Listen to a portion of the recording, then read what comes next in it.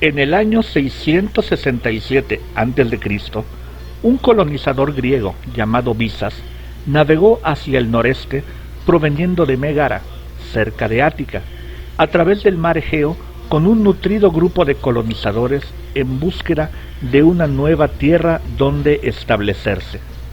Visas había preguntado al oráculo de Delfos dónde sería un buen lugar para fundar la nueva colonia, y según la leyenda, el oráculo respondió: frente a los ciegos. En dicha creencia, llegó a la entrada del Bósforo, un estrecho canal ubicado entre lo que ahora se llaman Europa y Asia. Allí, en la costa asiática, frente a la península triangular, en la boca del Bósforo, descubrió a unos primitivos colonos griegos que ya habían fundado una ciudad en el año 674 a.C., llamada Calcedonia. Visas comprendió que el oráculo se refería a ellos.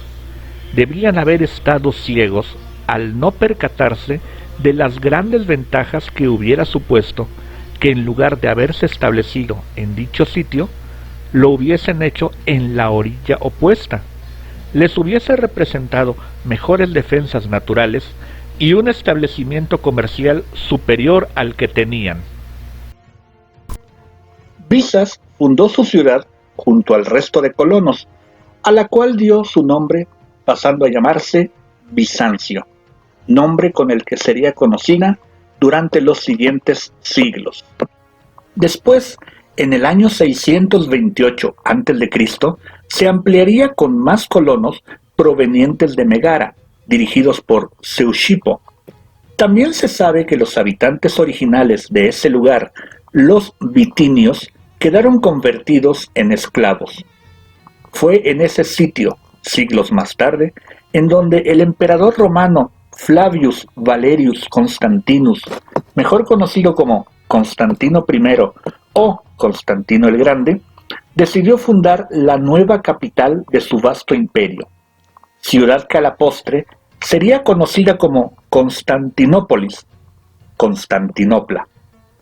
La idea de Constantino no era nueva. Desde su llegada al poder en Roma en el año 312, ya pensaba en establecer una nueva capital del imperio.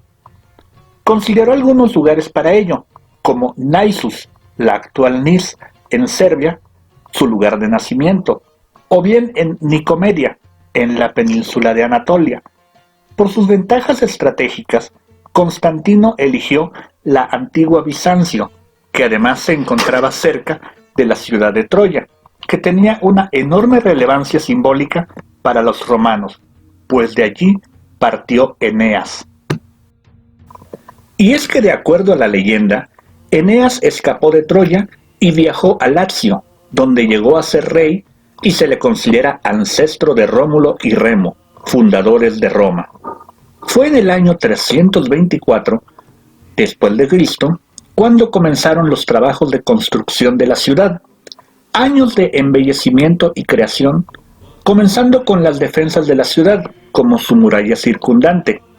Se emplearon 40.000 trabajadores, esclavos godos, obligados a la construcción de la ciudad, planificada como una urbe romana. Constantinopla se alzó en donde se encontraban el paso marítimo y las rutas terrestres de Europa y Asia. Esa situación ventajosa haría que por ella transitaran los mejores productos de entrambos continentes, lo que la llevaría a una insólita riqueza: marfil, ámbar, porcelana, sedas, damasco, bálsamo, canela, azúcar y muchos otros productos que la llevaron con el tiempo a ser la ciudad más rica de Europa. Los principales edificios imperiales se construyeron siguiendo los modelos romanos. El emperador transfirió a la ciudad cuanta estatua y obra de arte logró conseguir. Por ejemplo, se trasladó allí la columna serpentina de Delfos. Se habían inscrito los nombres de las ciudades griegas que derrotaron a los persas en la batalla de Platea. El monumento era un adorno hueco de bronce rematado con 3 cabezas de serpiente, que más adelante se convirtió en una fuente de 3 bocas y que sería derribada en el año 1700. También se construyó, por orden de Constantino, la iglesia de Hagia Sofía o Iglesia de la Santa Sabiduría, quizás la edificación más simbólica de la ciudad, el que aún es el edificio más representativo de Constantinopla, hoy conocida como Estambul. Es también el epítome de la arquitectura bizantina y fue inaugurada en el año 360 durante el reinado de Constancio II y fue conocida como Megale Ecclesia o Iglesia Grande por sus extraordinarias dimensiones. Originalmente era una basílica latina tradicional con galerías, columnas y techo de madera, que en el año 404 se quemó y derrumbó. De ese edificio original no queda nada. Asimismo, se construyó la iglesia de los Santos Apóstoles, donde se colocaron 12 tumbas simbólicas, una para cada apóstol, incluyendo una 13ª reservada para el mismísimo Constantino. Allí se enterrarían también muchos otros emperadores que sucedieron a Constantino y a quienes se les consideraba iguales entre los apóstoles. No hay que olvidar un aspecto importante. Constantino planificó a la ciudad como una urbe cristiana y por ello la dotó de monumentos y símbolos religiosos, así como de objetos sagrados, muchos de ellos dedicados a la Virgen María, protectora de Constantinopla. De hecho, era difícil encontrar un lugar público en donde no hubiese una iglesia o un oratorio dedicado a ella.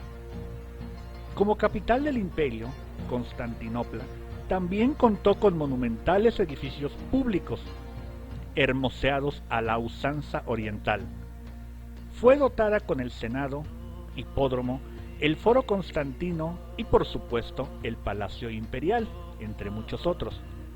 Con el correr de los años, Constantinopla fue dotada de nuevos y hermosísimos edificios como el Palacio de Bucoleón, creado por el emperador Teodosio II, o el monasterio de Odegon de la emperatriz Pulqueria, lugar este último en donde se alberga la imagen o ícono Odigitra, la que muestra el camino, imagen de la Virgen María que sostiene al niño Jesús, señalándolo para indicarle a los fieles cristianos que la verdad se encuentra en él. Una de las mejores y más antiguas piezas de arte ortodoxo que aún sobreviven. De hecho, la vida de la ciudad se centraba en 3 edificios principales: el hipódromo, sitio popular en que los ciudadanos socializaban y que tenía cabida para 60.000 espectadores; el Palacio Imperial, sede del poder político; y la iglesia de Santa Sofía, sede principal de la fe cristiana. Edificios estos ubicados en la meseta central de la ciudad y muy próximos entre sí. Allí limitaban por los 3 costados la plaza principal, el Augusteo, patio rectangular cubierto de losas de mármol oscuro y rodeado por una columnata. En ese lugar, cada emperador a ser entronizado era alzado sobre un escudo y aclamado por los nobles y el pueblo al dirigirse a su coronación a Santa Sofía. El Sacro Palacio Imperial era un edificio monumental y el segundo de mayor importancia en la ciudad.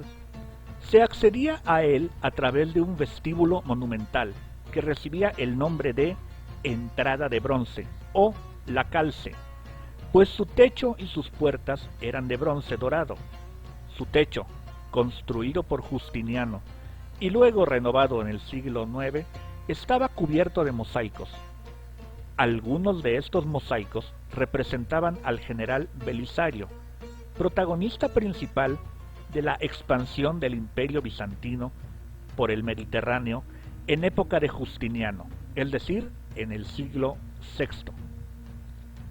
Uno de los edificios más extraordinarios era el Salón de Oro, también conocido como el Crisotriclinio, en donde se encontraba el trono imperial. Este trono se ubicaba sobre un ábside y sobre este la imagen de un Cristo entronizado, delante del cual colgaba una cortina de seda tejida en oro y adornada con piedras preciosas. El palacio de Magnaura guardaba entre sus muros al trono de Salomón, un asiento real al que se llegaba subiendo 6 escalones y flanqueado por leones dorados y árboles de bronce áureo, cuyas ramas sostenían pájaros esmaltados y adornados con pedrería fina. Los jardines imperiales eran célebres por las estatuas que los adornaban y por la belleza de sus flores. Estas que he mencionado fueron algunas modificaciones que se llevaron a cabo con posterioridad, pero la actividad constructora de Constantino fue formidable. Utilizó mármoles traídos del mar de Mármara y madera de los bosques que rodeaban al Mar Negro. En la primera época de Constantinopla, esta llegó a contar con 2 teatros, 8 baños públicos y 153 baños privados, 52 pórticos, 5 graneros, 8 acueductos o cisternas, 14 iglesias y 14 palacios, además de 4.000 casas. Había múltiples calles, pero la principal se llamaba Mese. Iba de la puerta de Caricio al noroeste hasta las puertas del Sacro Palacio Imperial, pasando esta calle por la iglesia de los 12 apóstoles, la columnata de Marciano y los foros Amastranio, Teodosio y el foro Constantino. La ciudad tendría 5 puertos: Fosforiano, Bucaleón, Juliano, Condoscalion y Eleuterio. Constantinopla fue inaugurada el 11 de mayo del año 330. Ese día, una estatua de Apolo fue levantada al extremo superior de la columna del foro. Lo curioso es que la cabeza de Apolo fue sustituida por la cabeza del emperador Constantino. La estatua de Apolo tenía un cetro en su mano derecha y un globo que representaba al mundo en la mano izquierda. Este monumento permaneció hasta el siglo XII, en que cayó durante una tormenta y fue reemplazado por una cruz dorada. Esta es la historia de la fundación de Constantinopla. Su historia aún es muy extensa y da para muchísimo material que iremos develando en videos posteriores. Espero que este les haya sido de su agrado. Muchas gracias.